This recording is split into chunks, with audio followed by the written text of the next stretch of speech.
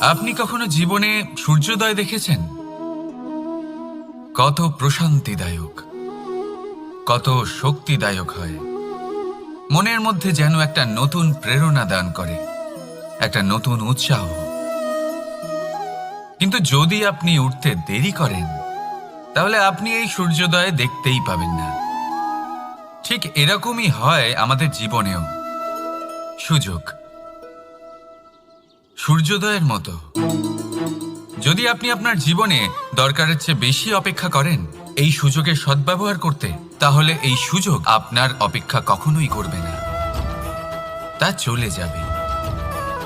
সেই জন্য এদের সামলে রাখুন। সঠিক সময় আসলে এই সুযোগের সদ্ব্যবহার করুন, নিজের কর্মকে সম্পূর্ণরূপে সার্থক করুন। এটাকে এক মুহূর্তের মতো দেখুন। যদি এরকম করেন, তাহলে জীবনও সূর্যোদয়ের মতোই হবে। এতে সন্তুষ্টি থাকবে, গৌরবও থাকবে, আর থাকবে শান্তি। রাধা রাধা। আমরা জীবনে এমন অনেক মানুষকে চিনি যারা অত্যন্ত শক্তিশালী, নিজের পরীক্ষা দিতে কখনো পিছপা হন না, খুব কঠোর হন, আত্মপ্রত্যয়ী হন, কিন্তু তাও তারা সাফল্য পান না। কেন? কি কারণ হতে পারে এর? লৌহ মানবের মতো ব্যক্তিত্বের অধিকারী হওয়া সত্ত্বেও তারা সফলতা কেন লাভ করেন না? এবার এটার উত্তর তাদের ব্যক্তিত্বের মধ্যেই লুকিয়ে রয়েছে। লৌহ মানব, লোহা। আপনি কখনো লোহাকে দেখে থাকবেন, অত্যন্ত শক্তিশালী, অত্যন্ত কঠিন, কিন্তু শুধু তখনই যখন সেটা শান্ত থাকে, শীতল থাকে। তাকে উত্তপ্ত করুন, তা আর কঠিন থাকবে না। তার উপরে এক আঘাত করুন আর তার আকৃতি বদলে যাবে। বুঝলেন? যদি আপনিও জীবনে নিজের শক্তি দিয়ে, নিজের নিরন্তর প্রচেষ্টা দিয়ে বড় কিছু করতে চান, তাহলে সর্বপ্রথম একে শান্ত করে রাখুন, একে শীতল করে রাখুন। জীবনে যা পেয়েছেন তাতেই সন্তুষ্টি পেতে শিখুন। এই ক্রোধের তাপে নিজেকে বদলাবেন না। চিনতে শিখুন সেই চিন্তাগুলো যা ক্রোধ বাড়িয়ে দেয়, আর সেগুলোকে শেষ করে দিন, নয়তো সেই রাগ আপনার পতন অবশ্যই ঘটাবে। রাধা রাধা। আমরা অনেকবার লোকের থেকে এই কথা শুনেছি, জীবনে যখনই ধন অর্জন করবে বাঁচিয়ে রাখবে। কি হয়, কঠিন পরিস্থিতিতে আপনার খারাপ সময় তা আপনার কাজে আসে। কিন্তু এই কথা কি 100% সত্যি? ভাবুন, এই সমস্ত ধন যে আপনি অর্জন করেছেন, তা কি আপনাকে সুস্বাস্থ্য দিতে পারবে? এই সমস্ত ধন কি আপনাকে সুখ এনে দিতে পারবে? পারবে না, তাই না? চলুন আমি আপনাকে একটা কথা বলি। পরমেশ্বর, ঈশ্বর, যদি এই ঈশ্বরের ওপর আপনি বিশ্বাস রাখেন, সর্বদাই ভালো কাজ করেন, সবার মধ্যে প্রেম ছড়িয়ে দেন, আর সবার জন্য শুধু ও শুধুমাত্র শুভকামনা করেন, তাহলে আপনার সাথে কখনো কোনো খারাপ হতে পারে না। তাই সময় বদলান, সময় বদলানোর উপকরণ নয়। আর ভালোবেসে বলুন, রাধা রাধা।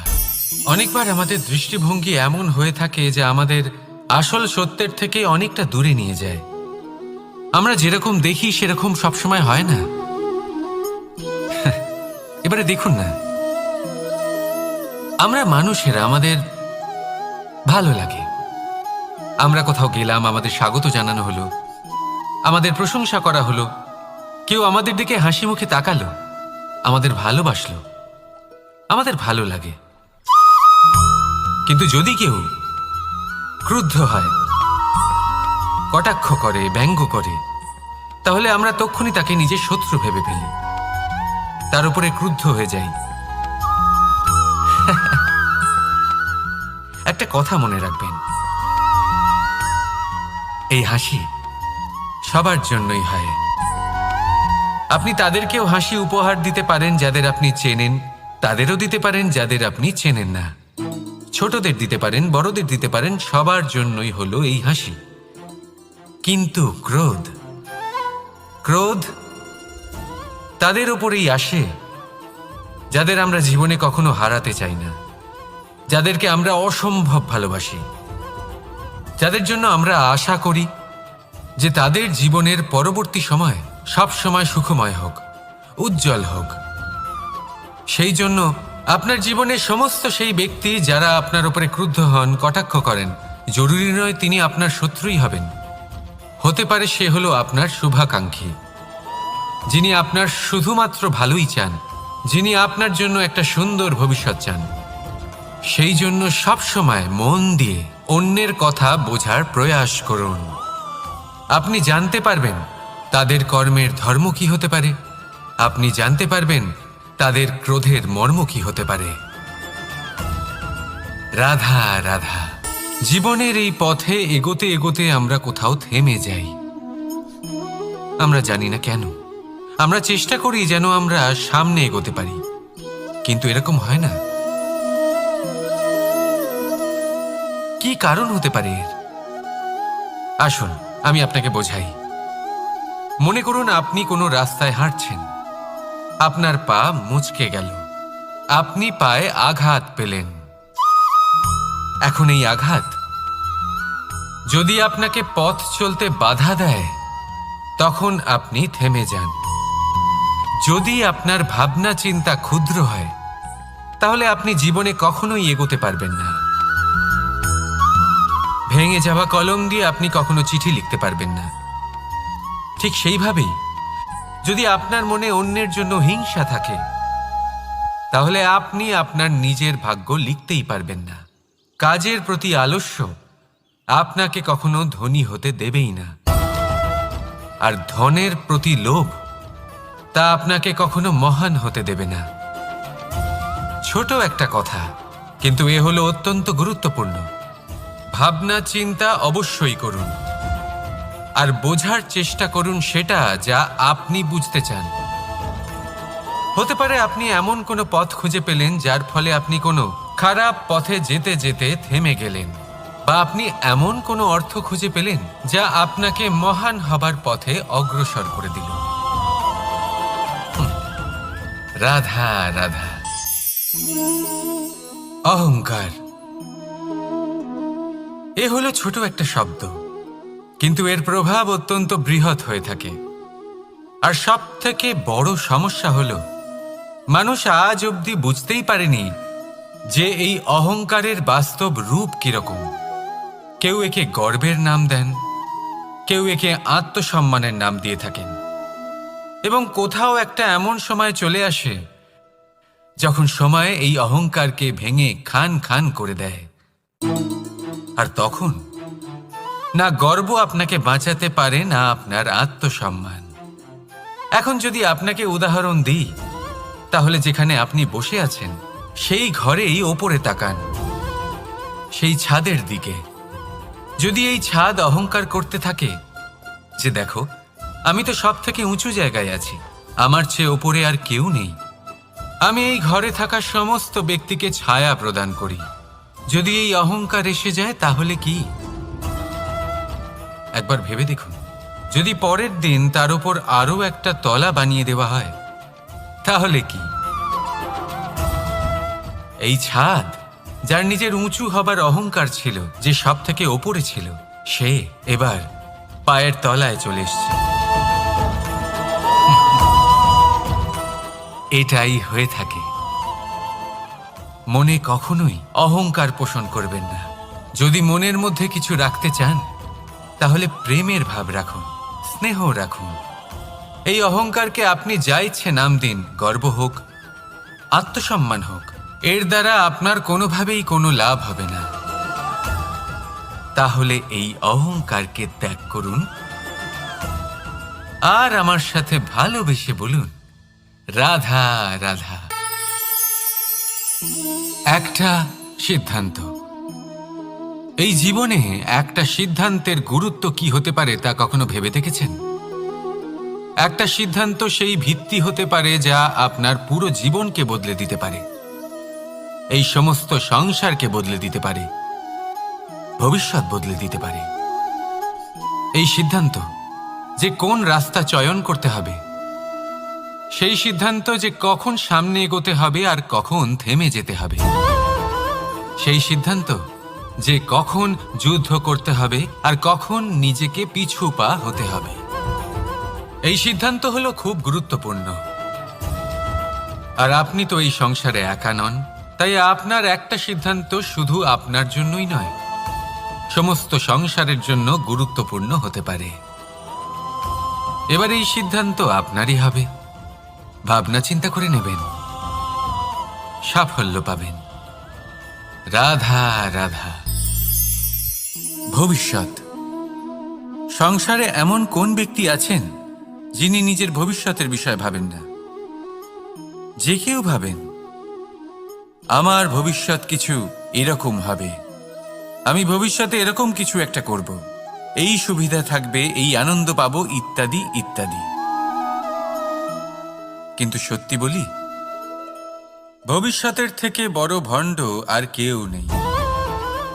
ভবিষ্যৎ আপনাকে ছেড়ে চলে যাবে, আপনি জানতেও পারবেন না। ভবিষ্যৎ আপনার থেকে আপনার বর্তমান কেড়ে নেবে। অনেক সময় আমরা ভবিষ্যতের বিষয় ভাবতে থাকি, দুশ্চিন্তা করতে থাকি। ভবিষ্যৎ দিয়ে নিজেকে এতটাই ঘিরে ফেলি যে বর্তমান কি তা ভুলেই যাই, তার বোধই আমাদের থাকে না। ভাবুন, ভবিষ্যৎ কি? ভবিষ্যৎ হলো সেটাই যা এখনো পর্যন্ত ঘটেনি। বর্তমান হলো সেটা যা এখন ঘটছে। তাহলে যা এখনো ঘটেইনি তার বিষয়ে দুশ্চিন্তা করে নিজেকে ব্যতিব্যস্ত কেন করছেন? এই বর্তমান, এটাই হলো গুরুত্বপূর্ণ। এর উপরে সমস্ত ভাবনা কেন্দ্রীভূত করুন। মনে লক্ষ্য অবশ্যই রাখুন, কিন্তু পুরো মনোযোগ শুধু বর্তমানে থাকবে। এই বর্তমানকে যদি সামলে নিতে পারেন, তাহলে আপনার ভবিষ্যৎ এমনি উজ্জ্বল হয়ে উঠবে। তাহলে আসুন আমার সাথে ভালোবেসে বলুন, রাধা রাধা। সময়। কথায় আছে, আমাদের জীবনের প্রত্যেক মুহূর্ত স্বর্ণর মতো হয়। এবার হয় আমরা একে নিজেদের কাছে রাখতে পারি বা একে আমরা চলে যেতে দিতে পারি, কারণ এই ছোট ছোট মুহূর্তই আছে যা আমাদের জীবনকে গড়ে তোলে। এখন এই জীবন কেমন হবে তা আমাদের উপর নির্ভর করে। যদি আপনি একটা মুহূর্তের যত্ন না নেন, যদি আপনি এক মুহূর্ত ভালো না বাসেন, যদি আপনি এক মুহূর্ত স্নেহের আনন্দ না উপভোগ করতে পারেন, তাহলে দেখতে দেখতেই আপনার সমস্ত সময় নষ্ট হয়ে যাবে, আপনি জানতেও পারবেন না। অর্থাৎ এই সময় স্বর্ণ হতে পারে না। তবে আমরা একে স্বর্ণ বানিয়ে নিতে পারি আমাদের চেষ্টার মাধ্যমে। এই সময় শুধু একটি লাঙল যা মাটির সাথে লড়াই করতে পারে, আর কিছু নয়। একটা অত্যন্ত গুরুত্বপূর্ণ কথা মনে রাখবেন, আপনার কাছে শুধু সময় আছে। এবার আপনি এটা দিয়ে স্বর্ণ বানাবেন না ঘুমিয়ে স্বপ্ন দেখে একে নষ্ট করবেন, সিদ্ধান্ত আপনারই। রাধা রাধা। ভগবান। প্রত্যেক কঠিন পরিস্থিতিতে এই নামই আছে যা আমাদের উপায় দিয়ে থাকে। ব্যক্তি যান, ভগবানের পুজো করেন, আরাধনা করেন, ব্রত পালন করেন, মন্দিরে যান, পুজো পাঠ করেন, ভগবানকে জাগিয়ে তোলেন। আর তারপর শুরু হয় সমস্ত প্রশ্ন। হে ভগবান, আমার সাথে এরকম কেন হচ্ছে? কেন আমারই জীবনে এত দুঃখ আছে? আমি কিভাবে এর সম্মুখীন হব? আমাকে কেন এত কষ্ট ভোগ করতে হচ্ছে? হে ভগবান, আমি কি করব? আমাকে সাহায্য করুন, কোনো রাস্তা দেখান।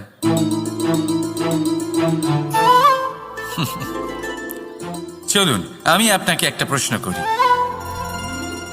মন্দিরে যাওয়ার চেষ্টা করার আগে আপনি কি জীবনে ততটা চেষ্টা করেছেন যতটা সেই সমস্যাকে দূর করার জন্য দরকার ছিল? দ্বিতীয় প্রশ্ন, ভগবানকে জাগানোর পূর্বে আপনি কি নিজেকে জাগিয়ে তুলেছেন? আপনি কি আলস্য ত্যাগ করেছেন? তৃতীয় প্রশ্ন, ভগবানকে জিজ্ঞাসা করার আগে আপনি কি নিজেকে জিজ্ঞাসা করেছেন যে আমি কেন এত অসফল হচ্ছি? যদি না করে থাকেন তাহলে সবার আগে এটা করুন। আপনি সমস্ত প্রশ্নের উত্তর পাবেন, সমস্ত বিপদের পরিত্রাণ পাবেন। অন্য কোথাও নয়, নিজের ভেতরে তাকিয়ে দেখুন। চেষ্টা করুন নিজেকে জাগিয়ে তোলার। আপনি সফল অবশ্যই হবেন, কারণ এই পরমাত্মা, ওই পরমেশ্বর, ওই পরব্রহ্ম আপনার মধ্যেই তো আছে। রাধা রাধা। নাম। জন্মগ্রহণের পর মানুষের জন্য এই নাম অত্যন্ত গুরুত্বপূর্ণ হয়। মাতা, পিতা, পুরোহিত সকলেই সেই অক্ষর খুঁজতে শুরু করেন যা দিয়ে আপনার নাম শুরু হবে। কিন্তু নাম আর রাশি এক হয়ে গেলেই কি সব কিছু ঠিক হয়ে যায়? কখনোই নয়, কারণ আপনার কর্মই হলো সব থেকে গুরুত্বপূর্ণ, আর কিছুই নয়। দেখুন, এই নিয়তিও আপনার কর্ম অনুযায়ী আপনার ভবিষ্যৎ সুনিশ্চিত করে। যদি আপনাকে উদাহরণ দিই তাহলে ভাবুন, একদিকে ছিলেন রাম আর অন্যদিকে রাবণ। দুজনেরই নাম শুরু হয় র দিয়ে, কিন্তু একজন পেলেন এক ভয়ানক পরিণতি আর অন্যজন সমগ্র সংসারের মনে চিরস্মরণীয় হলেন।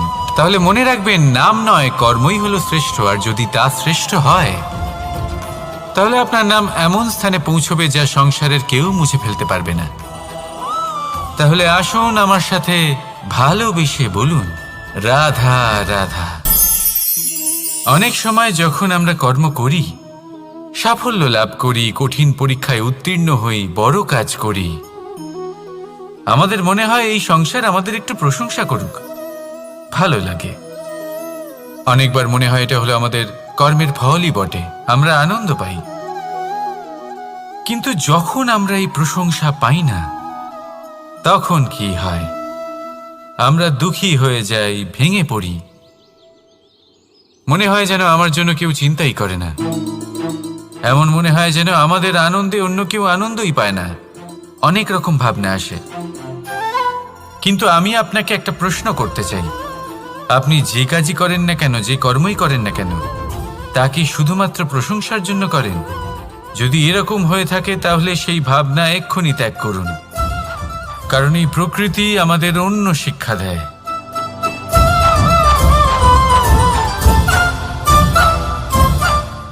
এই ফুলকে দেখুন, এই যে ফুলের সুবাস, যা আমার মনকে উচ্ছ্বসিত করে তোলে, মনে শক্তির সঞ্চার করে, এই সুগন্ধ। কিন্তু ভেবে দেখুন, ফুলের কিন্তু এই কাজ করার জন্য কোনো প্রশংসারই প্রয়োজন হয় না। এটাই হলো প্রকৃতির শিক্ষা। যিনি সৎ হন, সৎকর্ম করেন, তার কোনো প্রশংসার প্রয়োজন হয় না, কারণ ওনার কর্মই হলো ওনার সুবাস। মনে রাখবেন, আতর নকল ফুলে দেওয়া হয়, প্রকৃত ফুলের তার কোনো প্রয়োজন হয় না। সেইভাবেই আপনিও কর্ম করতে থাকুন শুভ চিন্তা নিয়ে। এই মনকে সব সময় শান্ত রাখুন, স্বচ্ছ রাখুন। যদি এরকম করেন তাহলে আপনার কর্ম এমন সুবাস ছড়াবে যে আপনার জীবনে শুধু এবং শুধুমাত্র আনন্দই থাকবে। তাহলে এই আনন্দ সহকারে বলুন, রাধা রাধা। এই সংসারে এমন কোনো পর্বত নেই যা এতটাই উঁচু যে মানুষ তার শিখরে পৌঁছতে পারবে না, তাকে অতিক্রম করতে পারবে না। এই সংসারে এমন কোনো সাগর নেই যা কিনা এতটাই গভীর যেখানে মানুষ তার তলদেশে পৌঁছে ফিরে আসতে পারবে না। একটা ছোট্ট বরফের টুকরো পর্বতের শিখরে গলে গিয়ে বইতে থাকে, আর দেখতে দেখতেই তা মহানদী গঙ্গায় পরিবর্তিত হয়। এর কারণ কি? এর কারণ হলো প্রচেষ্টা, প্রারব্ধ নয়। এই প্রচেষ্টাই সুনিশ্চিত করে যে আপনার প্রারব্ধ কি হবে। এই সমস্ত কিছু হলো প্রচেষ্টা আর প্রারব্ধের খেলা।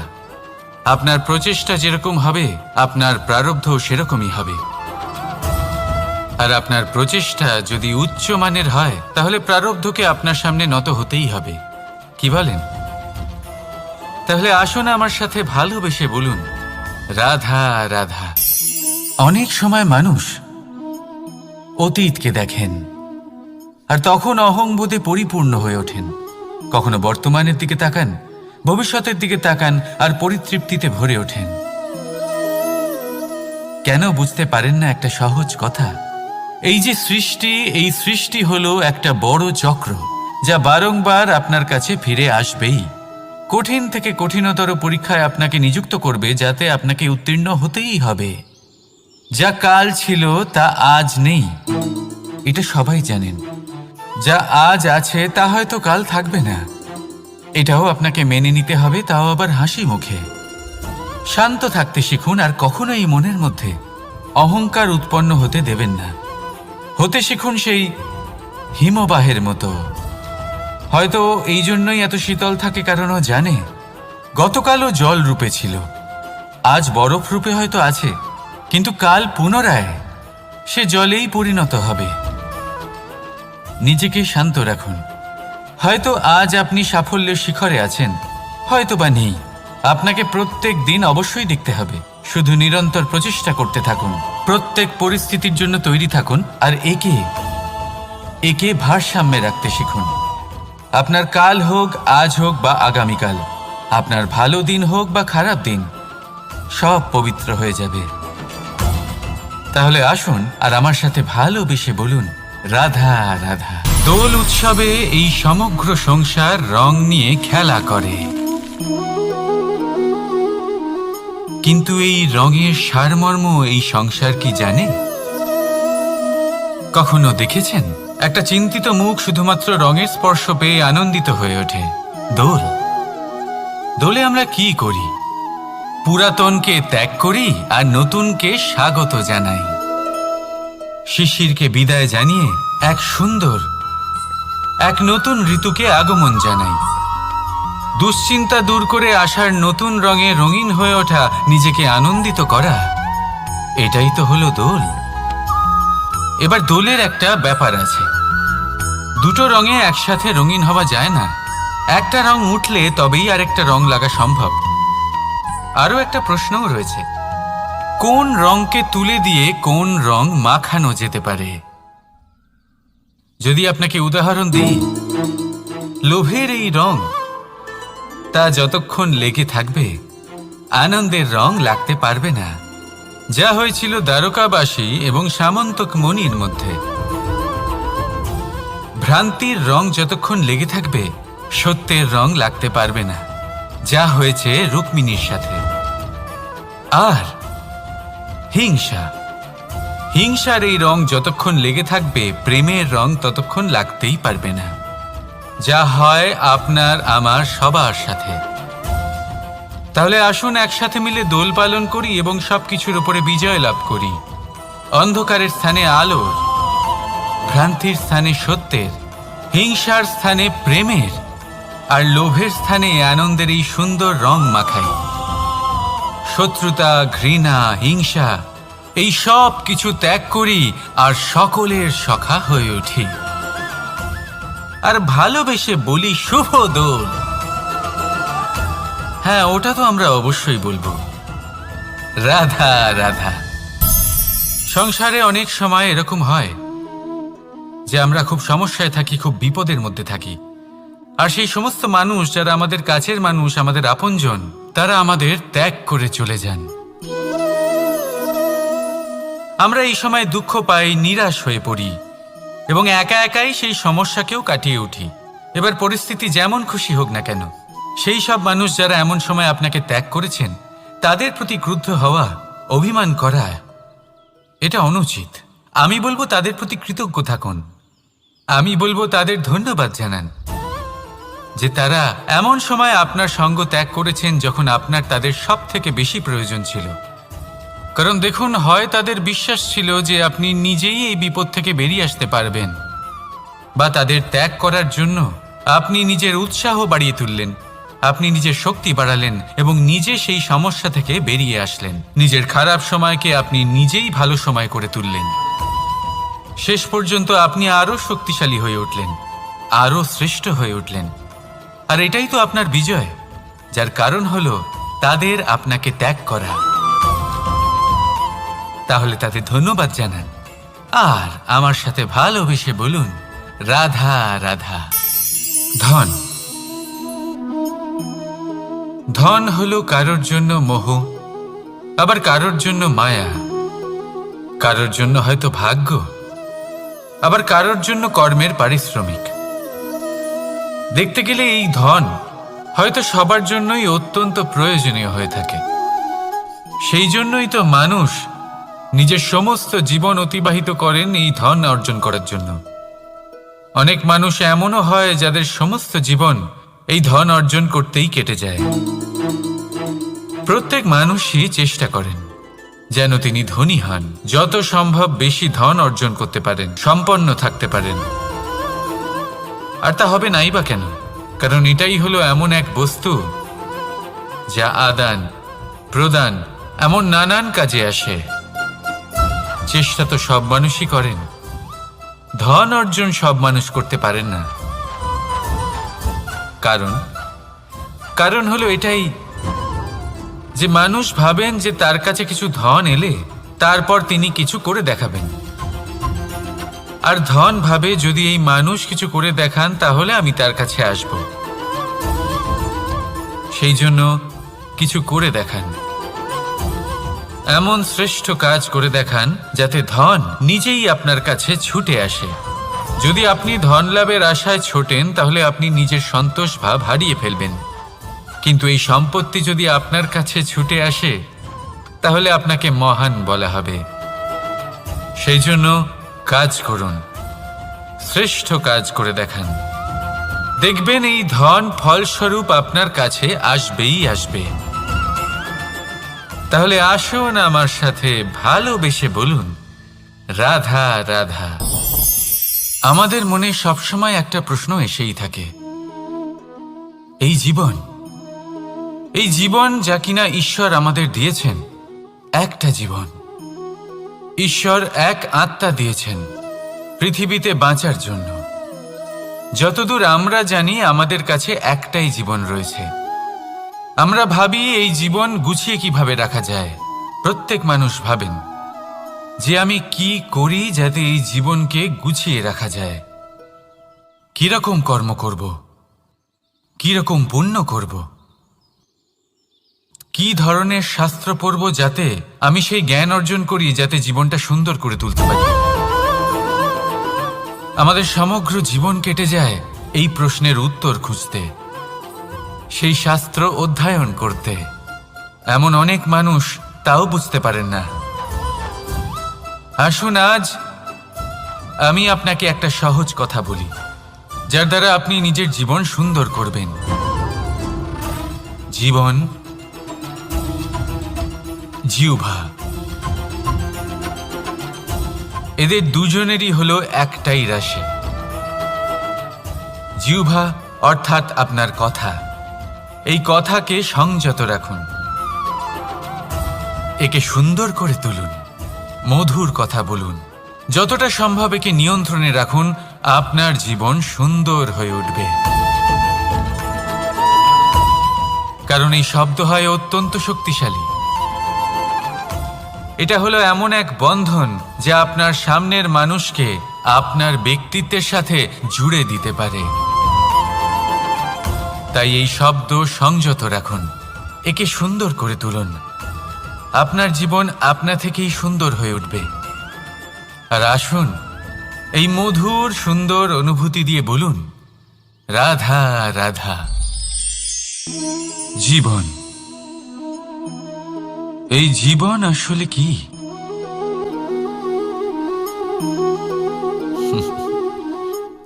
এই প্রশ্ন সবার মনেই এসে থাকে। সবার মন এই প্রশ্নের জন্যই চিন্তিত থাকে। এই জীবন আসলে কি? এর উদ্দেশ্য আসলে কি? কি করা যেতে পারে এই জীবনে? এই জীবন কি কিছু পাওয়ার, নাকি এই জীবন কিছু হারাবার? এই জীবন কি আসলে সেটাই যেখানে আমাদের পরমাত্মার খোঁজ করা উচিত, নাকি আমাদের ধাবিত করা উচিত নিজেদের স্বপ্নের লক্ষ্যে? এই জীবন আসলে কি? এই জীবন আসলে অত্যন্ত সরল। এ হলো শান্ত জলের মতো, একটা আয়নার মতো। এই জীবন, এই জীবন আসলে ঠিক যেন এক আয়নার মতো। আয়না কি করে? আপনাকে সেটাই দেখায় যা আপনি করে থাকেন। আপনি হাসি মুখে আয়নার দিকে তাকান, আয়না আপনাকে আপনারই মুখ দেখাবে, সেই হাসি সমেত। আপনি রেগে গিয়ে আয়নার দিকে তাকান, আয়না আপনাকে সেটাই দেখাবে। আপনি প্রসন্নভাবে হেসে আয়নার দিকে তাকালে আয়না আপনাকে সেটাই দেখাবে। এটাই হলো জীবন, একটা আয়নার মতো। আপনি এটা ভাববেন না যে এই জীবন আপনাকে কি দিয়েছে, বরং এটা ভেবে দেখুন যে আপনি এই জীবনকে কি প্রদান করেছেন।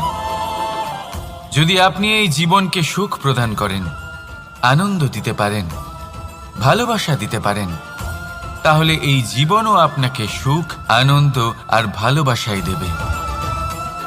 তাহলে আসুন এই সুখ, আনন্দ আর ভালোবাসা দিয়ে বলুন, রাধা রাধা। ধরিত্রীর বুকে গজিয়ে ওঠা এই দুব্ব ঘাস দেখেছেন? দুব্ব ঘাস, যা আমাদের পাকে শীতল রাখে। এতে যদি বসেন তাহলে মনে হবে নরম কোথাও বসে আছেন। এত ছোট হলেও কিন্তু এর মধ্যে গুণ আছে অনেকগুলি, আর যতটা ছোট এটা ততটাই বড় শিক্ষকও। কিভাবে? ভাবুন, পাতা ঝরার মরশুমের পরে সমস্ত পাতা একত্রিত হয়ে থাকে। একটা ছোট ফুলকি সবাইকে জ্বালিয়ে দিতে পারে, সমস্ত পাতা পুড়ে ছাই হয়ে যায়। কিন্তু এই ঘাসের কিছুই হয় না, সে যেমন ছিল তেমনই থাকে। কারণ কি হতে পারে? প্রথম কারণ, এরা ছোট হয়। দ্বিতীয় কারণ, এরা বিনম্র হয়, বড়ই সহজে দমে যায় এরা। তৃতীয় কারণ, এদের মধ্যে নমনীয়তা থাকে। আপনিও নিজেকে এরকমই বানিয়ে ফেলুন। কখনো নিজেই নিজেকে কারোর থেকে বড় মনে করবেন না। নিজের এই মনকে বিনম্র রাখুন। এবং সবথেকে বড় কথা, নিজের এই মনে সহানুভূতি, প্রেম আর বিশ্বাসের নমনীয়তা বজায় রাখবেন। যদি এরকম করতে পারেন তাহলে জীবন সবসময় সুখে কাটবে। রাধা রাধা।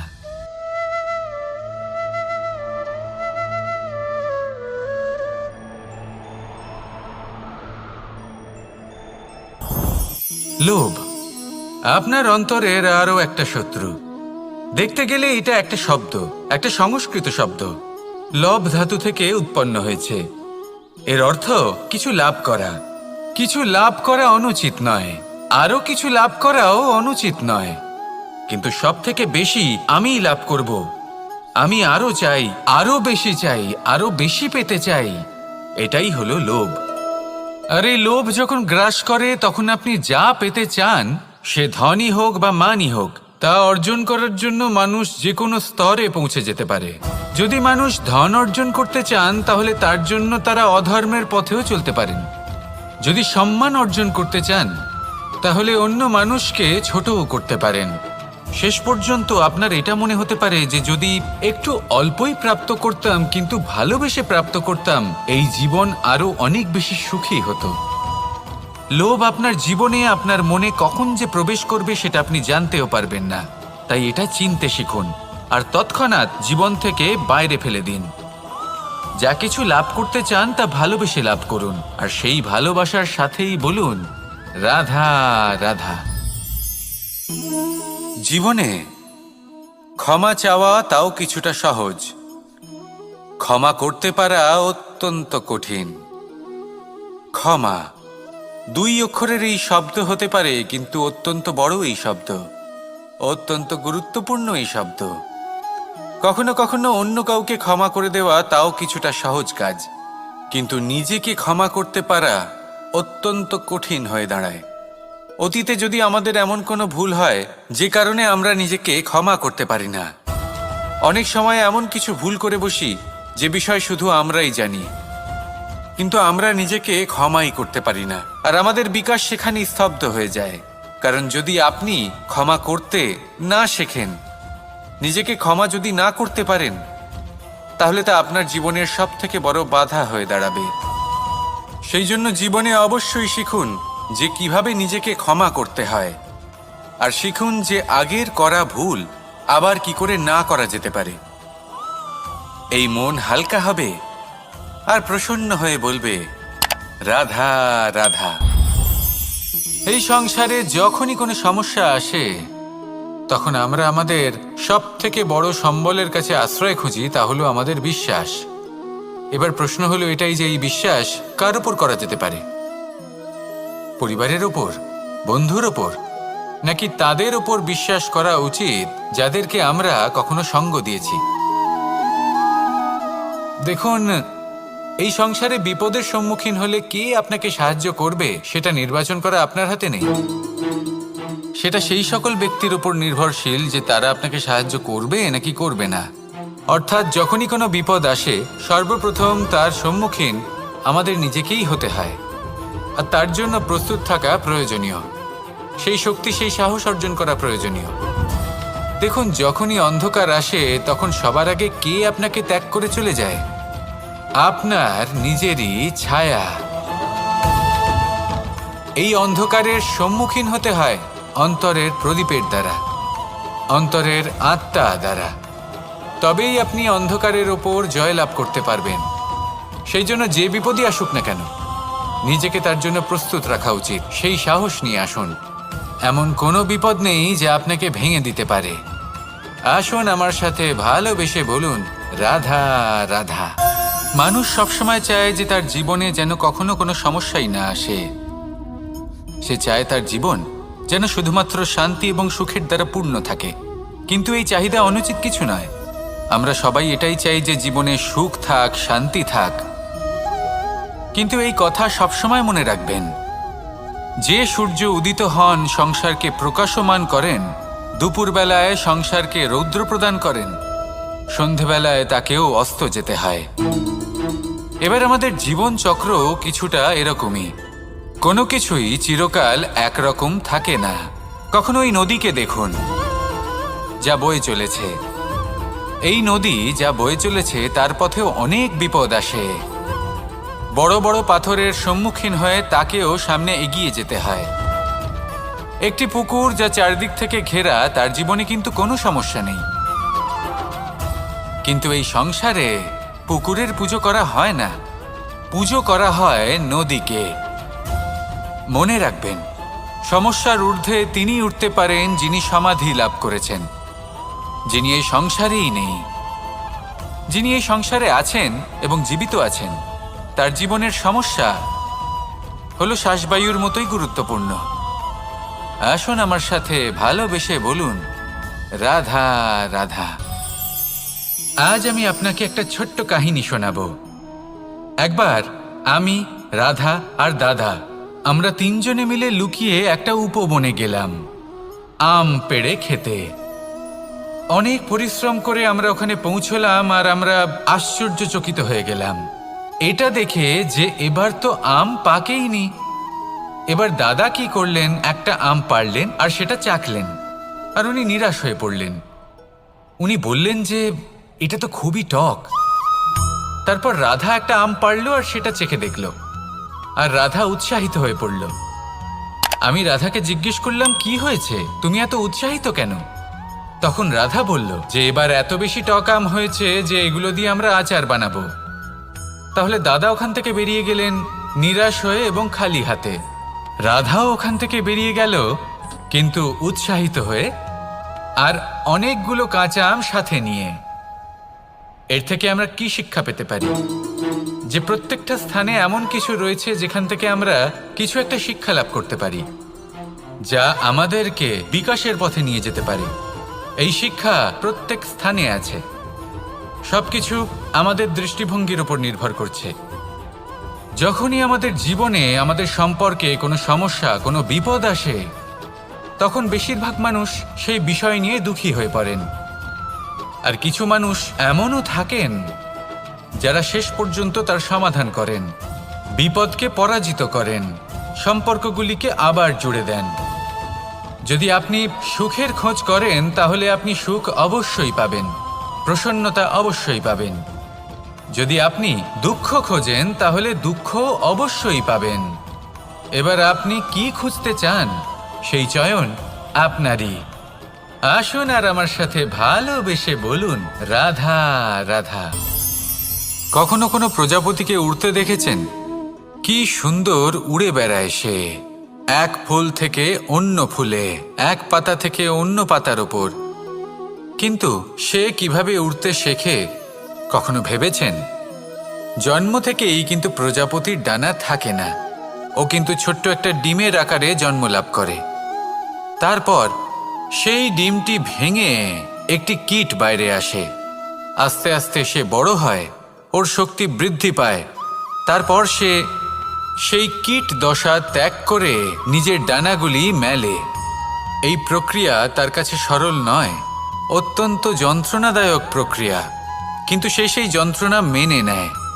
আর তারপর আস্তে আস্তে সে উড়তে শেখে। শুধুমাত্র আকাশে উড়ে বেড়ায় তা নয়, আমাদের মনের মাঝে উড়ে বেড়ায়। এবার এই ডিম থেকে প্রজাপতি হয়ে ওঠার যে যাত্রা, এটা যতটা কঠিন, ততটাই কঠিন হয় এই সংসারে শ্রেষ্ঠ কর্ম করা, ততটাই কঠিন হয় এই সংসারে মহান হয়ে ওঠা। সেই জন্য প্রয়োজনীয় প্রচেষ্টা এবং সময়। নিরন্তর প্রচেষ্টা করতে থাকুন, পর্যাপ্ত সময় নিন, এবং আপনি নিজেকে এই আকাশে উড়ন্ত অবস্থায় পাবেন। আসুন আমার সাথে ভালোবেসে বলুন, রাধা রাধা, রাধা রাধা। আপনারা হয়তো ভাবছেন কি আশ্চর্য ব্যাপার, প্রত্যেকবার আমি কথা শেষ হওয়ার পরে রাধা রাধা বলি। এইবার আমি আগেই বলে দিলাম। কারণটা কি? কারণ হলো অত্যন্ত বিশেষ। প্রত্যেকবার কথা সমাপ্ত হবার পরে আপনাদের সবার মধ্যে ভালোবাসা বিতরণ করতে চাই, তাই রাধা রাধা বলি। কিন্তু এইবার এই নতুন এবং বিশেষ সূত্রপাতে প্রথমে প্রেম বিতরণ করা অত্যন্ত আবশ্যক। এবার একটা বিষয় আছে যা জানেন হয়তো সকলেই, কিন্তু বুঝতে খুব কম জন পারেন। এই প্রেম, এই আনন্দ, এই সকল কিছুর সূত্রপাত হয় নিঃস্বার্থ আবেগের দ্বারা। ঠিক যেমন একজন মাতাকেই দেখে নিন। যখনই একজন মাতা সন্তানকে জন্ম দেন, তখন এই সংসার ভুলে যায় যে তার জন্য এটা একটা নতুন জন্ম। কারণ একজন নারী তখন একজন মাতৃরূপে নতুনভাবে জন্ম নেন। একজন নারী স্ত্রী ও গৃহবধূ রূপে কিছু অধিকার লাভ করে থাকেন, কিন্তু তিনি যখন মা হয়ে যান তখন তিনি শুধুই দান করতে শেখেন। নিজের সন্তানের জন্য কত কিছুই না করেন, তাকে বাৎসল্যের সাগরে ভাসিয়ে নিয়ে যান। এই সংসারে রাজকুমার জন্ম নিতেই পারেন, তাকে রাম এবং লক্ষণ কিন্তু মায়েরাই বানিয়ে তোলেন।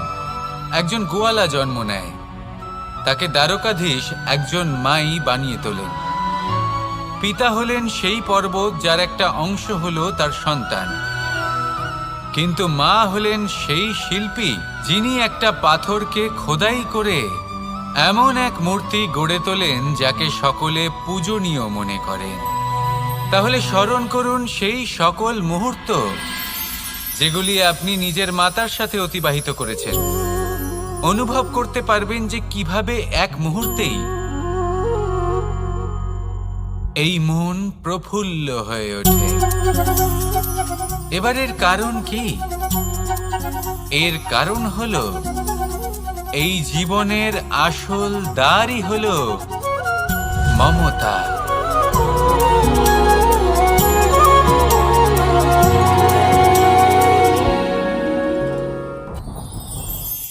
যত শক্তিশালী এই মন, তত শক্তিশালী এই শরীরও।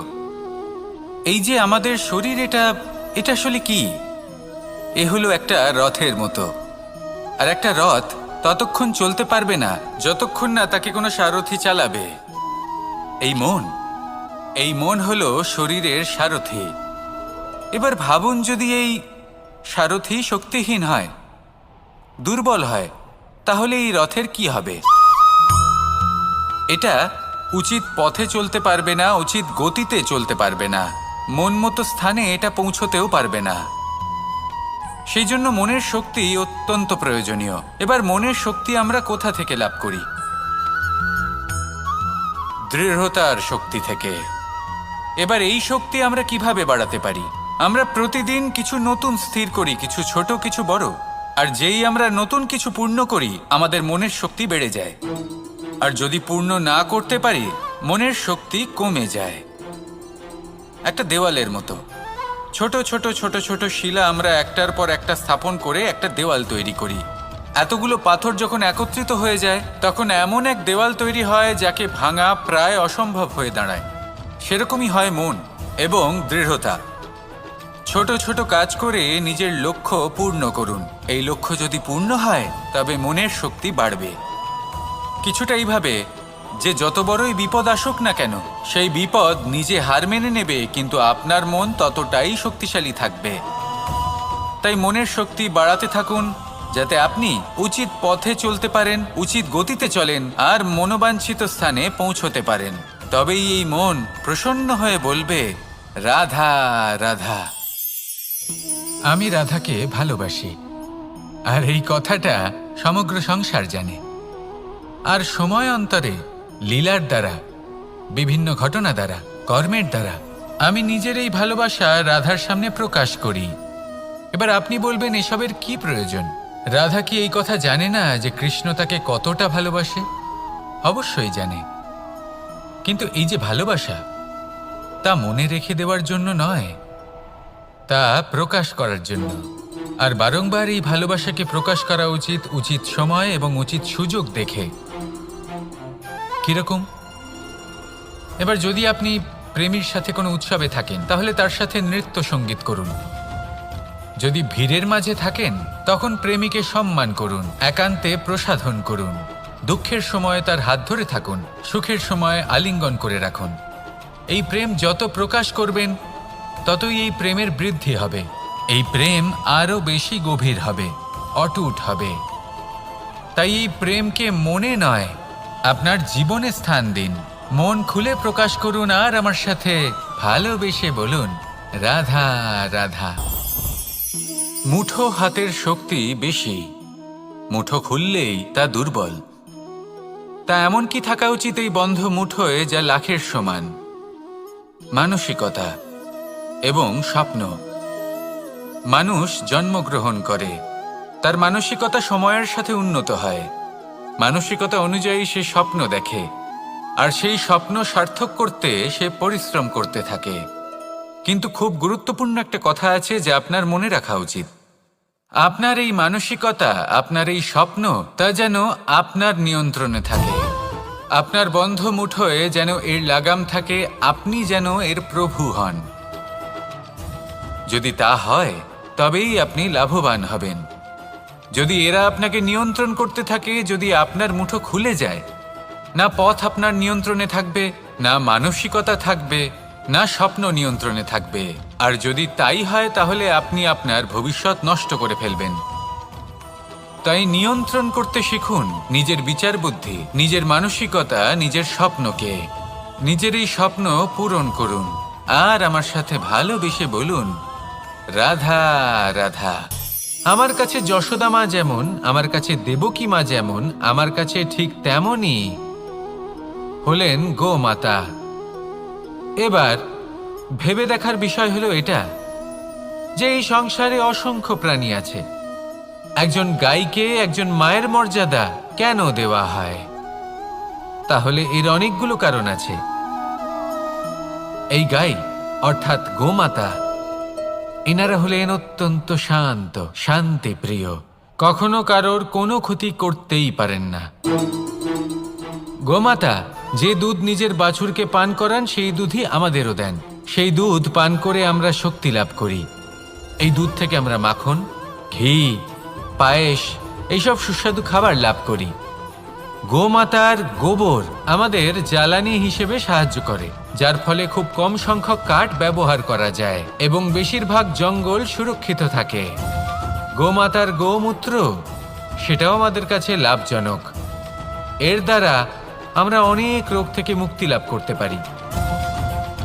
গোমাতা যখন একটি বাছুরকে জন্ম দেন তখন সেই বড় হয়ে আমাদের ক্ষেত কর্ষণ করে। সেই জন্য গাইকেও জীবনে মায়ের মর্যাদা দেবেন। যতটা সম্ভব তাকে সেবা করুন এবং ভালোবেসে তাকে পালন করুন। এই মন নিজে থেকেই প্রসন্ন হয়ে বলবে, রাধা রাধা। ধন, সম্পদ, ঐশ্বর্য, মানুষ হয় নিজের সৌভাগ্যের দ্বারা এগুলো লাভ করে থাকেন বা কর্মের দ্বারা। সৌভাগ্য আসলে কি? গ্রহের দশা যা প্রত্যেক মুহূর্তে বদলাতে থাকে। কর্মের মাধ্যমে যখন আপনি ধন অর্জন করেন তখন সেই ধন আপনার আগামী প্রজন্ম লাভ করে। সেটা হয় সে ভোগ করে বা তার জন্য তার ভোগান্তি হয়। আর এটা নির্ভর করছে আপনার কর্মের ওপরে। কি কর্ম করেছেন আপনি সেই ধনকে লাভ করার জন্য। যদি আপনি সৎ পথে চলেন, নিষ্ঠা ভরে আপনি কর্ম করে থাকেন এবং তার ফলে আপনি ধন অর্জন করে থাকেন, তাহলে আপনার আগামী প্রজন্ম সেটা ভোগ করবে, সেটা প্রয়োগ করবে নিজের বিকাশের জন্য। কিন্তু যদি আপনি কুকর্ম করে থাকেন, কোনো রকম ছলনা করে থাকেন এই ধন লাভ করার জন্য, তাহলে 100% আপনার আগামী প্রজন্মকে এর জন্য ভুগতেই হবে। তাহলে আপনি কি চাইবেন? যে আপনার আগামী প্রজন্ম সুখ ভোগ করবে নাকি আপনার কুকর্মের পরিণাম ভোগ করবে? নির্বাচন আপনারই। আসুন আমার সাথে ভালোবেসে বলুন, রাধা রাধা।